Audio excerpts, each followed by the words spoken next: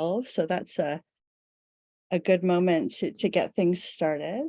My name's Adele Perry, and I'm a settler historian at the University of Manitoba, where I'm also the director for the Center for Human Rights Research.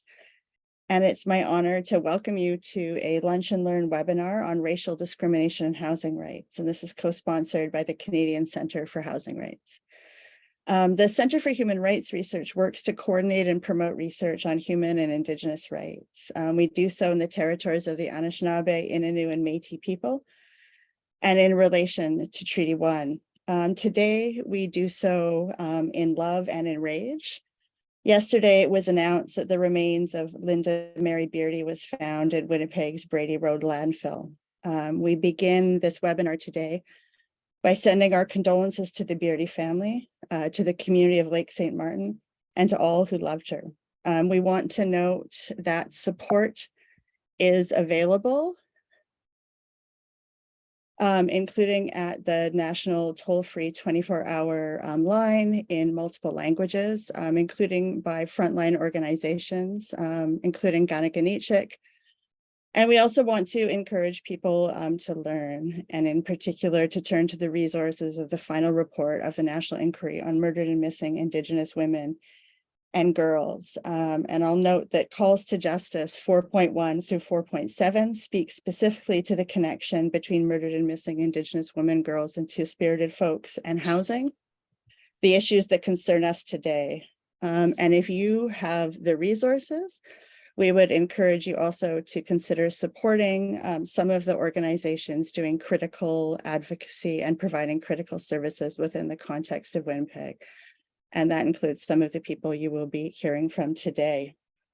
Today's discussion will be led by Yutaka Dirks. Yutaka is a writer, a researcher, and an advocate who has been involved in housing advocacy and research for the past 2 decades, and is currently based in Treaty 1 as the outreach and advocacy advisor for the Canadian Centre for Housing Rights. And with that, I will pass things over to Yutaka. Thank you, Adele. And thank you all for joining us for this important discussion. So I'm just going to introduce our speakers for today and then hand it off to them. We're hoping to have a good discussion about housing discrimination and its impact on the human right to housing for communities here in Winnipeg and Treaty 1. So Mary Burton is one of our speakers. She's a Cree woman born and raised in Winnipeg. For over 30 years, she's been a passionate community advocate, helper, and super granny for countless families and youth at Winnipeg's North End. She co-founded Fearless RTW in 2014, which is one of the few family-led advocacy organizations that deal with families experiencing challenges with the child welfare system, and is one of the only Indigenous-led parent advocacy groups existing in North America. Our next speaker is Azarias Butariho, who's been a housing advisor and community-based educator at New Journey Housing since 2011, working with newcomers to help them find homes and solve housing issues between tenants and landlords. Earle is a data scientist at the Canadian Centre for Housing Rights and an adjunct professor at Brock University. She's worked in statistical modeling and data management in the nonprofit and academic sectors. Nancy Hansen is a professor and director of the interdisciplinary master's program in disability studies at the University of Manitoba, and she's co-editor of the Routledge History of Disability and Untold Stories, a Canadian Disability History Reader. Ryan McKay, Howling Wolf, Wolf Clan Anishinaabe, was born and raised in Rolling River First Nation by his late grandparents, Herman and Alice McKay. He obtained a diploma in Aboriginal Community Development in Brandon before moving to Winnipeg in 2011, and he's currently the Spence Neighbourhood Association coordinator for the Indigenous Input into Local Housing Project. So these are our speakers for this great session, and I hope you will join me in welcoming all of them, and I'll pass it off to Megan to present on the research and discrimination that the CCHR has embarked on recently.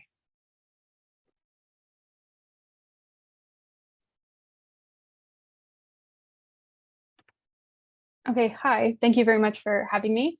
So like Yutaka mentioned, my name is Megan Earle, and I'm a data scientist for the Canadian Centre for Housing Rights, or CCHR. And today I'll be speaking to you about housing discrimination in the rental market, which is a topic I'm very passionate about. So I'm going to begin by talking about audit studies in general, which is a very popular method for measuring housing discrimination.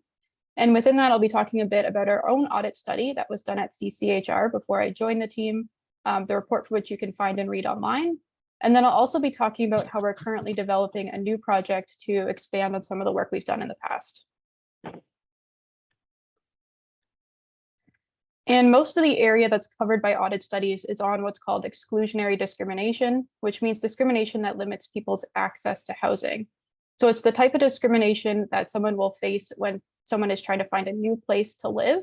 And you can see some examples of what that can look like from the quotes on the screen, but it can take a lot of different forms, like making the prospective tenant feel unwelcome or that the unit is unsuitable for them. It can look like holding one group to a higher standard, including asking for more or different information from them. The second quote is from a participant in Toronto from CCHR, Sorry It's Rented report. And you can see here that no credit is being treated as the same as bad credit, which is a violation of the Ontario Human Rights Commission's policy on human rights and rental housing. It can also include asking members of a particular group for more money, like charging a higher rent or higher deposit, which can deter someone away from the unit. Or it could be the landlord not responding to someone based on an aspect of their identity. So overall, it's any form of differential treatment that makes it harder to find a place to live. And like I mentioned, a very common method for measuring this type of discrimination is the audit study. So in an audit study, a researcher will send messages to potential landlords, posing as if they're a prospective tenant. The messages will usually be identical or close to identical, except for one of the requests will signal that the requester is probably from a marginalized group. So for example, CCHR's audit study, messages like this were used to signal that the prospective tenant was either a newcomer to Canada or not. So these messages would be sent to lots of different landlords who are advertising units, and then the researcher will measure the response that each of these messages gets. Sometimes this is measured in terms of response rate, so looking to see if one of these messages gets more responses than the other, or sometimes it's measured in terms of response quality. So among the messages that did get a landlord response, are there differences in things like how the unit is being described or what money or information is being asked for? And then we can see if the prospective tenants are being treated differently based on some presumed aspect of their identity.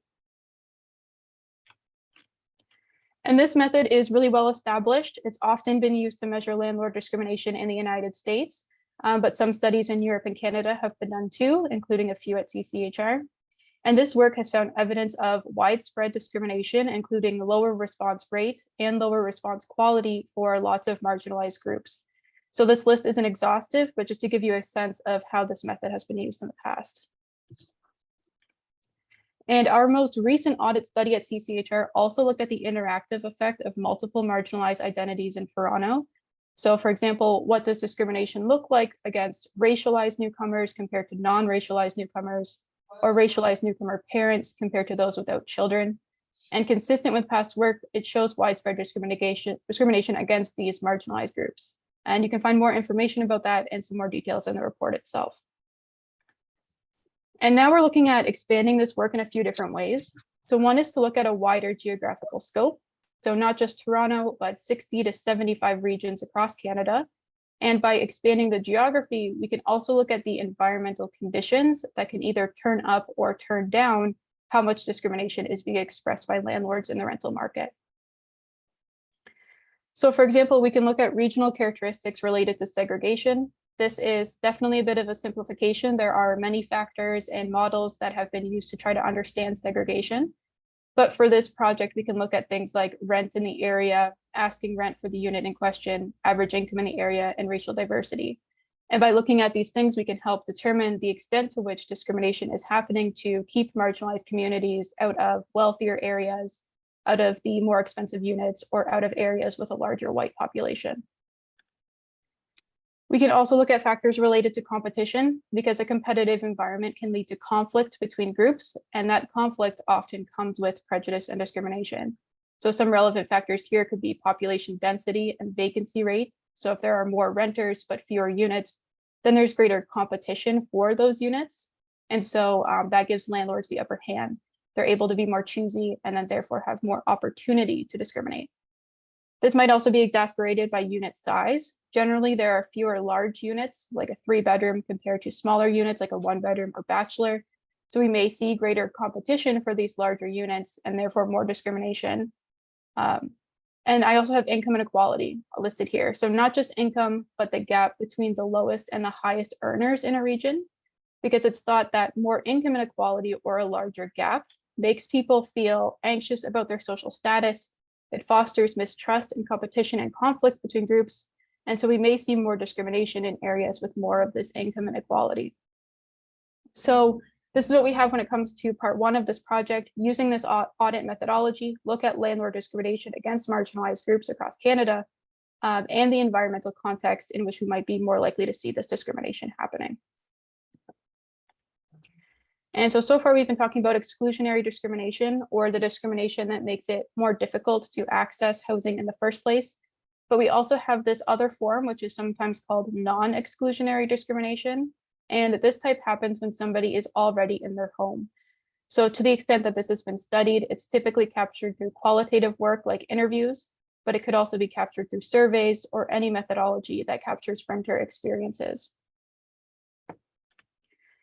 And again, non-exclusionary discrimination can take a lot of different forms. So sexual harassment, physical violence, insults. It can look like imposing or bending certain rules, like giving a certain privileges to one person, but then having more restrictive rules for another. It can also look like landlords not being responsive or not taking care of repairs. Basically, any form of differential treatment from a landlord while the person is living in the unit. So to complement our audit study, which focuses on exclusionary discrimination, we're planning on conducting a survey. So this will measure Canadian renters' experiences, not only with exclusionary discrimination, but non-exclusionary discrimination too. And we'll also be carrying forward this theme of looking at environmental context. So not only looking at the prevalence of non-exclusionary discrimination, but again, when or under what condition are landlords more likely to act this way? And so some of the factors we talked about earlier could be relevant here. Regional characteristics like income inequality or vacancy rate. And because of the survey methodology, we can also get more information about a person's landlord. So is it a corporate landlord or someone renting out the basement in their own home? And we can also see if these factors are important in predicting discrimination. And lastly, we'll be looking at the impact of this on health and well-being. So we could have an entire conversation about the ways that discrimination can impact health, but there is strong evidence that experiencing discrimination is associated with negative health outcomes, both physical health outcomes and mental health outcomes. So these are just some examples, and this is with respect to many different forms of discrimination. So not all of these have been tied directly to housing discrimination in past work, but we have things like high blood pressure, bodily pain, illness. On the mental health side, we have things like depressive symptoms, anxiety, low self-esteem, low life satisfaction, among many other things. So in our project, we'll be looking at how exclusionary and non-exclusionary discrimination impacts people on this individual health and well-being level as well. So overall, what we're aiming to get at is a better understanding of the prevalence of the different forms of exclusionary and non-exclusionary discrimination in the rental market in Canada, the environmental conditions under which discrimination is more likely to happen. And so this can be useful for a number of things, including being able to predict when a marginalized community may be more vulnerable as housing or economic conditions change, but then also give the capacity to target anti-discrimination efforts in ways that are tailored to where or when discrimination is most likely to occur. And then we also want to get a better understanding of the consequences of housing discrimination by looking at outcomes. So how is this related to people's lived experiences or daily lives in terms of health and well-being? And by doing so, I think we can tell a more powerful story about why this is such an important issue to address. And that's where I will end for now. Again, thank you very much for letting me speak today on this important topic and our upcoming work on this area. Great. Thank you, Megan, for that overview of the work that CCHR is doing in assessing housing discrimination. So I just want to invite the first of our speakers. I'm asking them all the same question, sort of as a way to start this discussion and giving them a chance to respond to that. And then after that, we'll have a discussion with everyone involved and hopefully some questions answered that you're provided. So there's a Q&A function down at the bottom. If you have questions for any of the speakers or that come up during the conversation, please do post them. It's down at the bottom beside the chat button. You can click on Q&A and post your question there, and we will make sure that it's answered. So Azarias, you're the first person up, and I'm hoping you can answer this question about what are the sort of main or pressing housing issues facing newcomers in Winnipeg and in Manitoba, and then what role or what impact discrimination has on newcomers looking for housing or in housing here in Winnipeg. Thank you very much for this question. I wanted to mention that the main challenges for newcomers to Canada, it's finding an apartment or a house for rent. Our organization, New Journey Housing, we are a resource center for newcomer housing, newcomers to Canada. So first of all, we help them to find an apartment or a house for rent. And we teach them about rental workshop, buying a house workshop, and money management. So talking about the challenges that newcomers to Canada face, I'm going to mention some of them. For example, people who are coming to Canada, they want to rent an apartment or a house, and the landlords are asking for credit history. They are just coming, they don't have a credit history, and I feel this is a discrimination. And not only that, they are also, some of them, of course, not everybody, but many are looking for rental history. Once again, they are just coming, they have never rented an apartment or a house in Winnipeg or in Manitoba. So they don't have a rental history. And they could face challenges of finding an apartment because of that. Once again, I see it as a discrimination. And many of them are asked, because they are just coming, they are asked to provide a cosigner or a guarantor. And once again, they are just coming and they don't have cosigner or guarantors. Some companies or some landlords, it's their, they said, no, you have to provide a cosigner. And because of that, they cannot find an apartment for rent. And also some of them, some of the landlords or companies, they are looking at immigration status. For example, if there are some people are temporary foreign workers or refugee claimant. So now they say, no, you are refugee claimants or a temporary, you may go home at any time. So because of that, they are facing a lot of challenges finding an apartment for rent. And again, this is a discrimination done to them. Or they are asked, are you working? Can you provide your pay stubs? Even those who are on EIA, Employment and Income Assistance, they are facing a lot of challenges finding an apartment for rent because they are not working. And many of the newcomers to Canada are not working. Some of them are in schools or they are doing some courses. They want to find an employment, and they end up being on employment and income assistance. So some landlords are discriminating against them. And most of the time, it happens that when we call a landlord, then the landlord will tell us, yes, an apartment is available. But when we give the number to our clients to call and book an appointment, go and look at the apartment, so they are told, oh, I'm sorry, it's rented. And we said, we have just called. And it requires a lot of advocacy. We do a lot of advocacy. We talk to the landlord. We just try to find an apartment for our clients. And most of the time, for example, I can tell you, we have our brothers and sisters from Ukraine who are coming.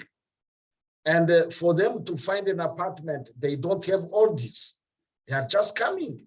And now they have to show their bank statement, support letter. We give them a support letter to just support their application. And we invite them to come to the workshop. We give them a certificate, rental training certificate, and we advise them to attach all these documents. So you can see now, it's really a discrimination done against newcomers to Canada. And we face a lot of challenges. Thank you for sharing that, Azarias, and thank you for the important work that New Journey does in assisting newcomers in accessing housing. So I just want to, we'll put it in the chat later, but I just want to remind people that there is the Human Rights Code, which does apply when people are facing discrimination in housing. So we'll put that and some resources in terms of how to try to address the discrimination under the laws that guarantee access to housing, and that people shouldn't be facing discrimination when they're trying to access housing. But I'm just going to pass it now to Mary to answer that same question, the housing issues that you see in your work with Fearless RTW. Hello, thanks for having me today. As for Fearless RTW, we work with a lot of Indigenous families, and we work with a lot of Indigenous youth who are just aging out of care. When we deal with youth who are aging out of care, their main concern when we get them out is getting a job, either getting on EIA and finding housing. So what we do is, I will do this more often than others, is I will call landlords with them so that they can actually talk to the landlords and find out what's available, what they need. But I find that a lot of times for our youth that we deal with here in the North End, it's their age. They're usually 18, 19 years old. It's the fact that they're Indigenous, that they're on EIA. They don't have a rental history because they've just aged out of care. So it's basically, they have no money, they have no rental history, they're Indigenous, and they're young. So landlords are I say afraid, but they don't want to rent to these young people because they don't know that these young people are going to be able to pay the rent on time, but they don't know this. Nobody knows this, right? So we also try and find resources for our youth so that they have the tools that they need to get a good place, to get a place to live. We try to find them supports in the community. I like to think that Fearless is all about finding solutions to the problems that are facing our young people today. So what we basically do is we work with the young people where they're at. And we also do a lot of advocacy for our young people when it comes to finding housing, because I see it all the time. A landlord will say, no, they can't rent the place, or no, they can't look at the place, just by talking to them on the phone, asking them a few questions on the phone. Where's your income coming from? How old are you? What's your rental history? And they say, well, we're on EIA, I'm 19, and I just aged out of care, so I don't have a rental history. The minute that they say they've aged out of care, the answer to that is no. So that's the biggest discrimination that I find for our young people, is that they've aged out of care and they don't have a rental history, and the landlords use that against them. 70% of our young people who age out of care, Indigenous youth, become homeless. And that's not right. So my biggest concern with the housing industry is that there's the low vacancy rate. and the fact that our Indigenous youth are discriminated against because they've aged out of care. And that's something that they can't help that. And the fact of income. I was writing down some of the things that Megan was talking about, and a lot of those things, a lot of my youth face every day when they're trying to find a place. And it's my job as a helper in the community to try and make sure they find a decent place to live. So that is my answer to what is facing our Indigenous youth today. What's the biggest issues our Indigenous youth are facing today? And I think it's going to be the theme for all of us. We're all going to say the same things. Yes.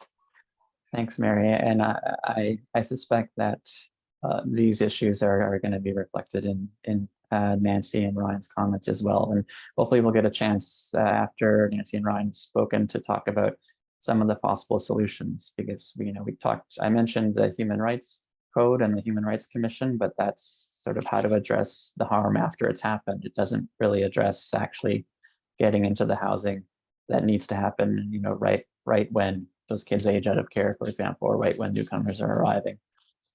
But thank you for that, Mary. So I will pass it now to Nancy. Thank you very much for the opportunity today. I would say a lot of what's been said is going to be reflected in what I say as well. I'd like to provide a bit of context, because what we're talking about is systemic endemic ableism. And ableism isn't usually recognized as discrimination, but this is looking at disability issues from a social justice, human rights perspective. And it's not so much discrimination in the first place, it's finding accessible housing to begin with, because the housing stock in Manitoba is old. But just to give you some context, we're talking about the world's largest minority group, 1.3 billion people, 22% of the working age population in Manitoba. 1 in 6 in Manitoba have some form of disability, be it physical or mental or sensory. 60% of Winnipeg Harvest users have disabilities. 59% have employment, as opposed to 80% of the non-disabled population. And currently, Barrier Free Manitoba has given the Accessibility for Manitobans Act a grade D as far as access is concerned. That's D as in Donald, not B as in bonus. Okay, and the pandemic has brought into sharp focus the level of tenuous social placement disabled people have. Right now, the EIA is just over $1,000 a month. I was looking into the cost of accessible rental housing, and there's very little of it available to begin with. And the cheapest I was able to find was just under $900 a month. And it's important to remember that no one is just one thing. The rate of disability among the Indigenous population is 10 times higher than the non-Indigenous population. And I think it's important, and we've addressed it here today, not to silo all of these issues into separate components, because we're all dealing with various elements of the same thing. Let's see here, what else did I want to say? Disabled people make up 40% of the low wage working age population. And that's about it, to put it in a nutshell. There's a lot of work to do, and also a lot of developers can buy their way out of accessibility requirements, right? Paying penalties to avoid having to make accommodation accessible in the first place. And many of the discriminatory questions that were outlined in previous presentations are the same things that disabled people experience. And I'm just glad that disability as part of the panel to start with, because often it's sort of invisible. It's present but invisible. So thank you very much for including it today. It's really important. Thank you for being here, Nancy. And I take your point. It's important not to silo these things, because people, have themselves are a part of different groups that, from policy perspective, may be siloed, but it's still the individual or the family or the community that actually experiences all these different aspects of discrimination. I'm just going to pass it now to Ryan. Good afternoon, everybody. Try that again. Good afternoon, everyone. Yeah, most of the things that I was going to talk about have already been covered by the previous speakers. But there are a few points that I'd like to add in regards to the discriminatory practices of landlords, not particularly in the private landlords, but housing organizations, like apartment organizations, the ones that are renting out to different people here in Winnipeg. Again, like I'm specifically speaking to Indigenous people who are moving from on reserve to off reserve. Our aspect of that is we've done some research, and during the past 10 or 11 years, we talked to people and we asked them, like, what exactly did they go through when they first moved from on reserve to off reserve? And a lot of that has already been said. The no rental history, the credit checks, those are major factors. The lack of awareness of community resources for these people, for the Indigenous people when they're coming off reserve, it was astounding. Like, a lot of people didn't know where was where and what kind of organizations could assist them in regards to where they could access these housing, what was suitable housing, and those kind of issues are still ongoing, and they're prevalent right now. Housing suitable to family size. A lot of Indigenous people have large families. Like, we even adopt our own kinship into our families to have an even larger family. So you'll have a big family with a group of maybe 6 to 7 people, and there's no housing that's affordable for them to actually obtain here when they first get to Winnipeg, which makes it even harder. So they're forced to downscale, or they're forced to get a 3-bedroom rather than a 5-bedroom, which would suit the family even more. One of the major issues that hasn't been addressed here is the deposit before application. A lot of these agencies are asking these families to give them the damage deposit with their application, which I think is discrimination against anybody. Like, if you don't, so that makes it so the family can only apply for one place, and they're not even sure if they're going to get it. And if they get denied, they'll have to wait a week or up to 14 days to get that money back from that agency in order for them to actually apply for another different housing unit. This is a major factor that's been ongoing for too long. I'm trying to address it right now with different organizations and trying to make more awareness of that this is occurring. And this is occurring with most of the housing agencies.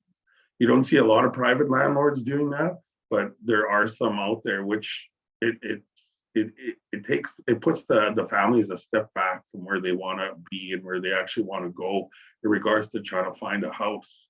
I think the stereotypes of Indigenous people and their living conditions, like most of the people that see Indigenous people, they see what's on the TV and what's on the news. They see the bad housing where they come from on reserve. And so when a potential landlord or an agency sees an Indigenous individual, they'll say, oh, well, I'll put them in one of my low class units where there's mice and there might, I had an infestation of bed bugs. But I'm sure these Indigenous people could handle that because look where they're coming from, and they could probably handle that. So that in effect is discrimination. When you think and you stereotype a person from where they're actually moving from to where they actually want to live and get a better change of life, because a lot of Indigenous people come to Winnipeg to try and get a more beneficial way of living when they first move here. So that in itself, you know, those stereotypes of Indigenous people living on reserve and coming into Winnipeg is a major issue. You know, prevention, I think, is key in regards to trying to assist Indigenous families in relocating here to Winnipeg. What we're doing at our office, we're creating toolkits that will assist those Indigenous renters in regards to what to look for, what to be prepared for, what kind of questions to ask, where can they get financial assistance from, what kind of assistance is available when they first get here to Winnipeg.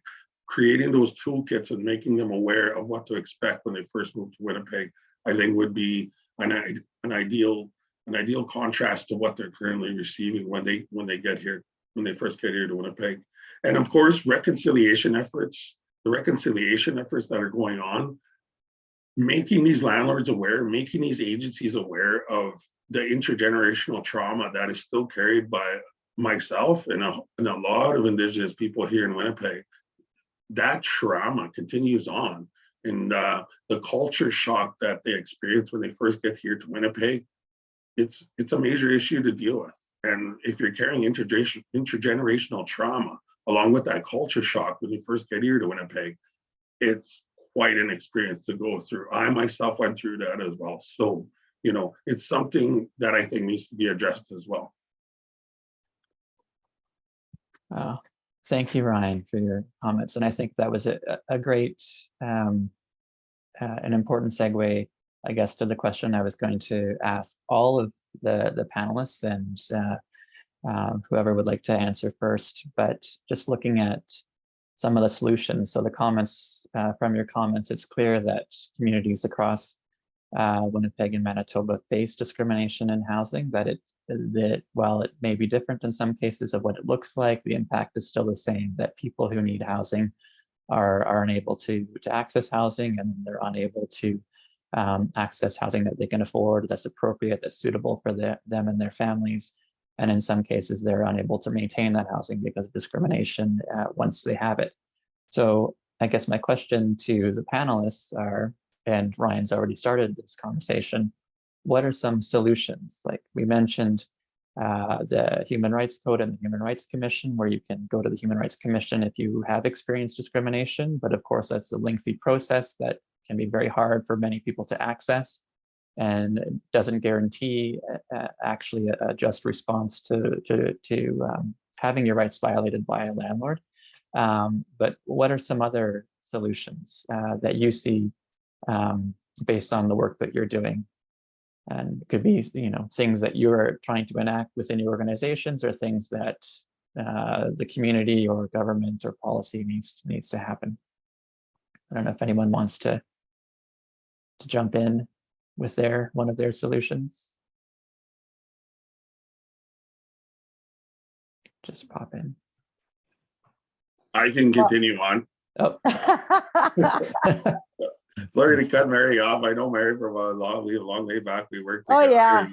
yeah. We always talk to each other, but we always got something to say. We're very vocal. Yeah, very vocal. That's and great. I think that's one of the keys, I think, to the solution-based part, because, you know, a lot of Indigenous people, they're quite introverted, and they need people like me and Mary to advocate on their behalf and ask those questions that they might not be aware of when they first arrive here, or when they're coming out of CFS care. Like the children coming out of CFS care, they don't know what questions to ask. They've been in a foster home, and maybe that foster home hasn't taught them what questions and how to live independently in regards to housing. You know what I mean? They don't know those questions. And the same thing with those people coming from on reserve to off reserve. They don't know what questions to ask. And again, that culture shock when they first get to Winnipeg, it's so overwhelming. It causes a great level of anxiety to these people when they first get here. And, you know, especially like if they have to move here for medical reasons, a lot of the people that are moving here now into Winnipeg for Indigenous people they're moving here for medical reasons. And having to deal with a sick loved one, and that culture shock and that intergenerational trauma and that lack of community resources, all that compiled in a bunch. Now, it's such a stressing factor for Indigenous people to be able to go through that, you know. But I think the resiliency with the Indigenous people is what keeps them going. And, you know, that's one of the strong points for Indigenous people, is that they're resilient, you know, like, and they have to be. Look at our history. Like, we've had to be resilient for so long now. But, you know, I think one of the key aspects is organizations like what Mary does, what we do at our office, that advocacy, that, you know, kind of mentoring the family or the individual to, you know, ask the right questions. I agree. I agree with Very. Brian on that one, because it's like what I do with the youth when they age out of care is I sit down with them. I look for resources for them, because I don't have all the resources. I don't have all the answers, but I'll help them look for housing. If we can't find them decent housing, or they don't know how to budget or anything like that, I'll look for programs. I'll go to SEED. I'll go to other organizations. You know, I'll find the resources and I'll show them how to make those phone calls. I'll talk with them. I'll tell them what they need to do. And then if it turns up that they've done everything that they need to do to get a unit, but they're still coming up against walls, that's when I step in, and the grandma in me comes through, and I start making the phone calls, and I start knocking on doors. And people don't like it when I start knocking on doors and making phone calls, because then I'm mean. They don't want me mean. But that's just the grandma in me that comes out, and I have to be the one to protect my youth. Even though they're not my blood relatives, they're still my relatives, and I have to be the one to protect them. And when that day comes, when I have to be the one to step up and protect my family, my youth, my community, I will. And I will knock on doors, and I will make phone calls, and I will get them into the Rent Smart course, so that they get a reference letter from Rent Smart. I'm going one step further, where in September I'll be taking the training to become a Rent Smart facilitator, so I can teach youth right at that spot, right on the spot, show them how to do it. So those are some of the things that I do at Fearless as a solution to the homeless youth, the homeless population of our youth. And another one, advocacy is a big thing. It's big, especially for our disabled people, our newcomer community, our Indigenous community. Being the voice that stands up for them, that's what's important. Because we as advocates, we know where the resources are. We know how to help our people. And I don't just mean Indigenous, I mean the disabled, I mean the newcomer, I mean the non-Indigenous, I mean everybody. We as advocates, all of us on this panel are all advocates, and we all know where the resources are. And that's the biggest solution right there, is advocacy, and making sure that we are helping to the best of our ability.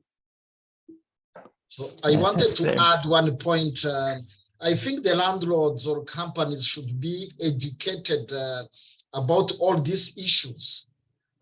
Maybe landlords workshops, and they get the correct information, because newcomers to Canada and Indigenous, they are facing similar problems, similar challenges, big families, no credit history. I talked about it.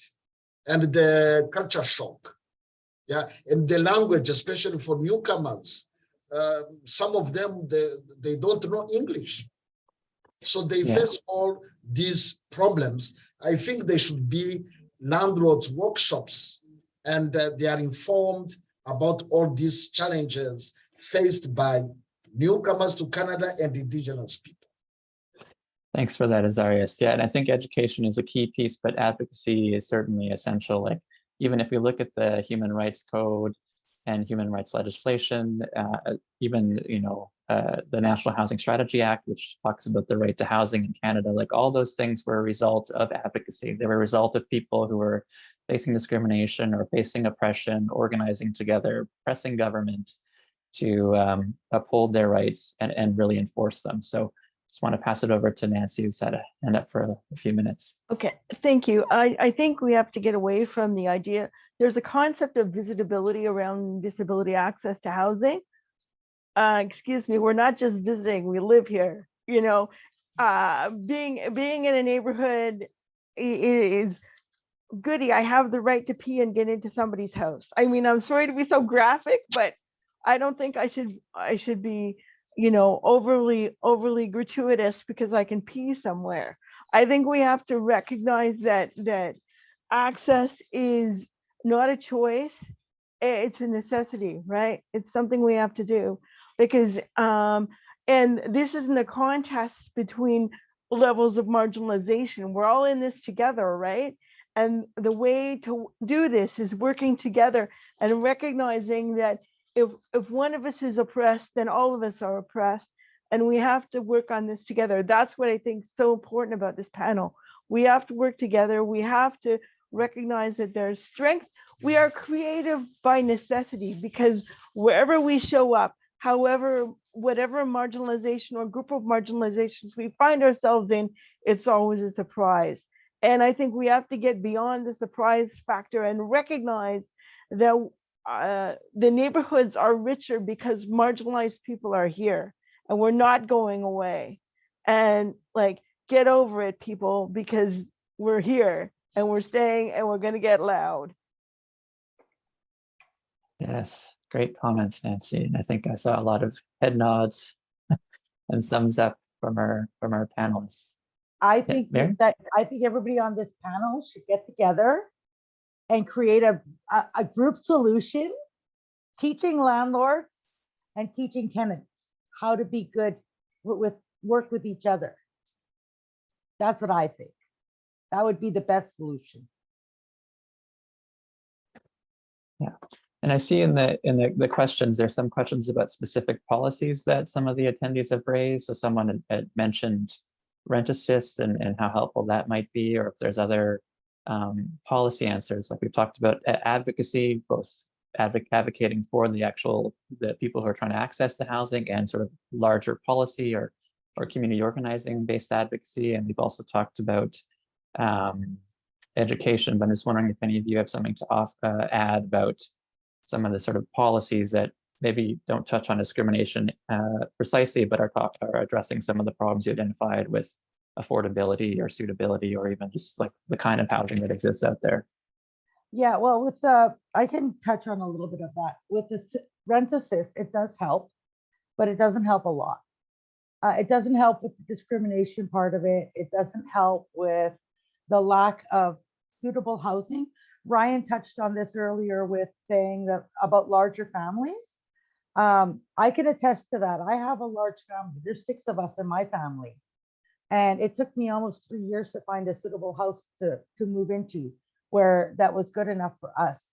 So there's a lack of larger units in this community, in North End, in inner city, you know, and the ones that are large are way too expensive for anybody to afford, let alone a newcomer family or a disabled family or an Indigenous family moving from reserve. I've lived in Winnipeg my entire life, but I still get a culture shock when I have to move to a different neighborhood where it's predominantly white and the rents are skyrocketing, right? So I think one of the biggest things is we need to increase the social housing that is already in Winnipeg for our families. Our larger families have larger units, have them more accessible, have them more affordable, and be able to say with certainty that they're going to be up to code. Because a lot of the houses that people live in are not up to code, like Ryan touched on. I have to do a lot of advocacy for my youth who are dealing with bed bugs, cockroaches, repairs that don't get done. You know, and that's just why should I have to do that? Why can't a landlord just fix the problem for somebody who's living in their unit without having someone to step up and say something? Yeah.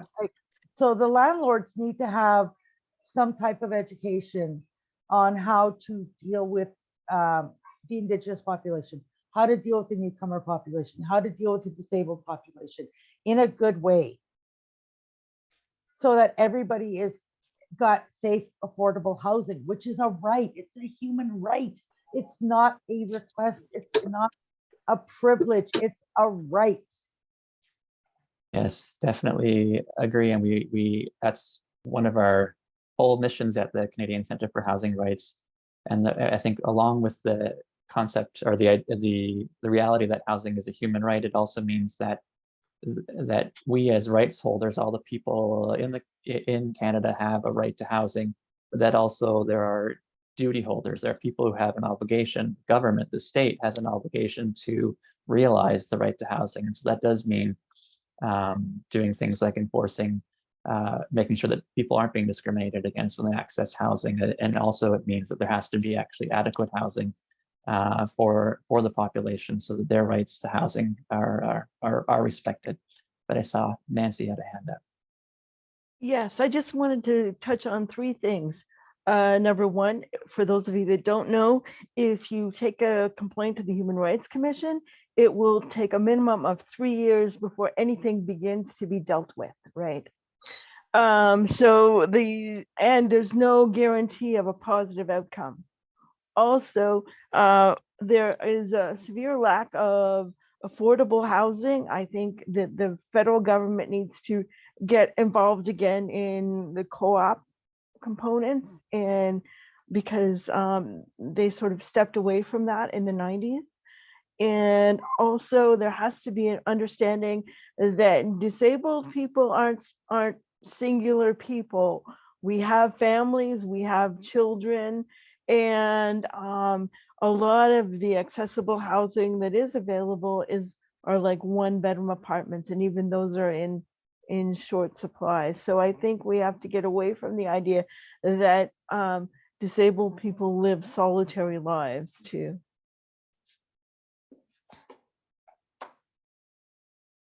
Yes, and on that, the Canadian Centre for Housing Rights is involved in an effort, sort of a gathering of people who are trying to strategize ways to press the federal government to improve the National Housing Strategy Act, because we know that this lofty national housing strategy was meant to address core housing need in communities across Canada, but it actually hasn't produced housing for the people who most need it. And so there's a gathering conference being held April 20th and 21st. I think we're going to post it in the chat so people have a link to it, but that's an opportunity for advocates who are working around these issues to come together to discuss how we can press the government to fulfill their obligations to advance the right to housing through policy, through the National Housing Strategy Act. And one of the speakers is Leilani Farha, who is a well-known housing advocate. She was actually the United Nations Special Rapporteur on the right to adequate housing. So she went around the world looking at housing issues and identifying rights violations, and particularly seeing how like financialization and the use of housing as a commodity has actually prevented the realization of the right to adequate housing across the world, but also particularly here in Canada. So I want to mention one thing about rent assist. Just one point. Rent assist helps, but there is a need of increment. And also talking, for example, about the refugee claimant. Those who are on EIA, they are given rent assist if they rent a private apartment.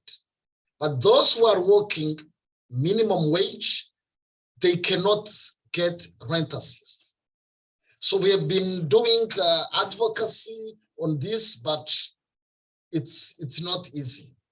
I think we can join our hands to talk about this, the refugee claimants who are working, so that they can get also rent assist. Yeah, thank you, Azarias. So we're actually, I know that there are several questions in the Q&A that we haven't yet got to, though I know also that we're very quickly approaching the end of the hour. So I guess maybe in light of some of the questions they were talking about, asking the panelists if we think that landlords don't know or don't care about their responsibilities to not discriminate, and so looking at some of the other policies that need to be put in place from a sort of government level, or how to address and hold landlords accountable, because yes, there is the Human Rights Commission, but also like in the case that Ryan mentioned of the deposits, I think there's also the residential tenancies branch where, like, even though that this may be evidence of discrimination, this unequal application of a certain kind of extra rule, it may also just be a violation of the Residential Tenancies Act, and there may be a quicker way to address that through the RTB. Of course, those are just procedural ways to address some of the discrimination, and they don't get at the heart of the matter, but there are some options there. So maybe just quickly, as to wrap up, I'd like to ask each of you to think about answering, like, what is one thing that those of us who are attending the panel could do in the next week or in the next couple of weeks to sort of help make the human right to housing a reality? So it's just, what would you suggest the panelists do in the next week during the month of April? What can they do to support your work or support making the human right to housing a reality?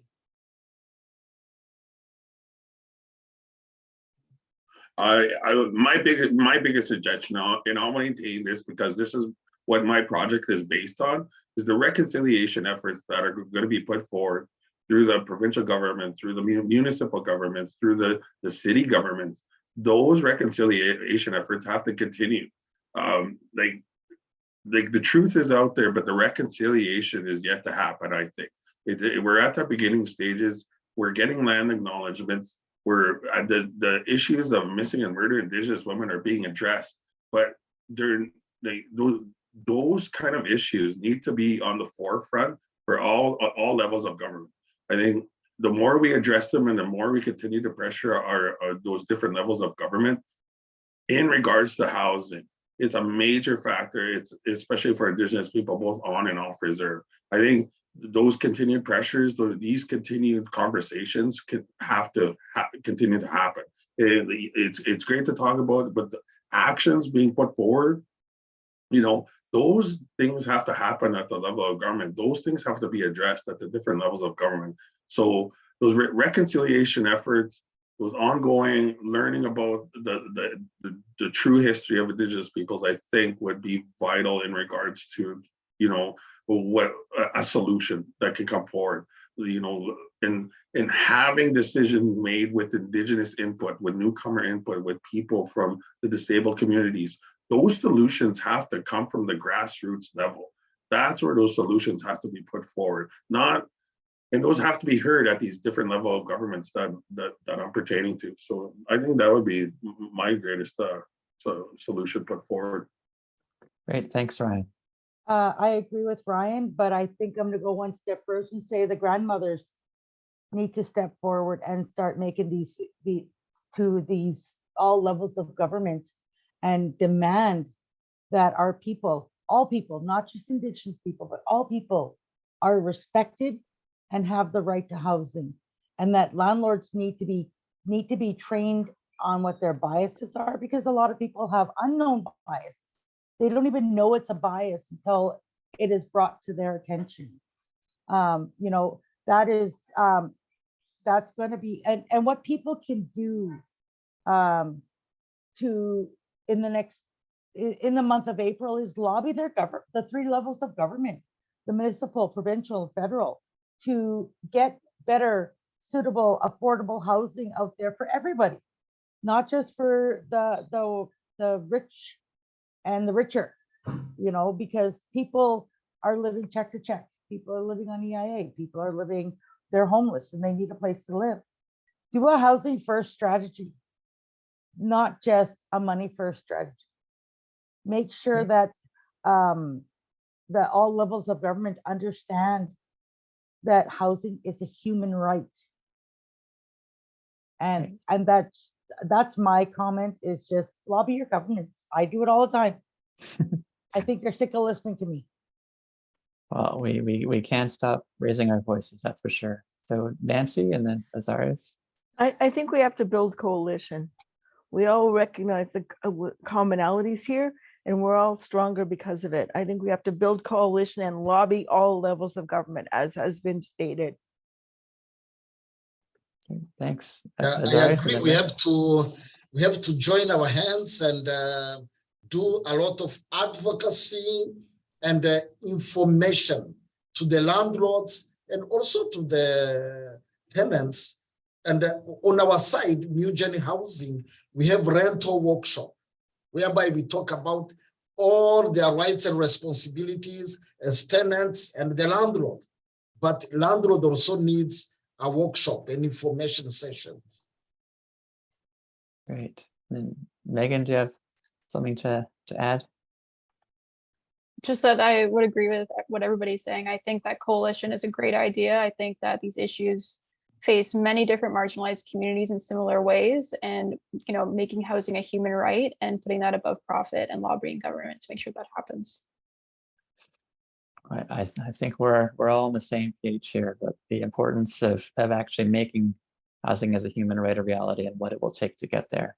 So I just want to thank all of you for coming, and I'm going to pass it on to Adele. Well, thank you very much. What an amazing hour that was. Thank you for UTACA and for the Center for Housing Rights for bringing this to us and working with us on this webinar, for the more than 50 people that joined us over their snowy lunch hour. For Megan for speaking about such important research that really centers histories of discrimination and rental housing and makes important connections between what is happening across the country. And for Azarias, Nancy, Ryan, and Mary, who should be collectively like the mayor, the premier, the prime minister, but who really brought such a combination of like knowledge and skills and heart to this conversation. I'm really honored to have been here listening. And I also want to thank Pauline Tennant, who's done really kind of crucial work on making this all happen, along with Utaka Dirks. And we are grateful to you all. Thank you.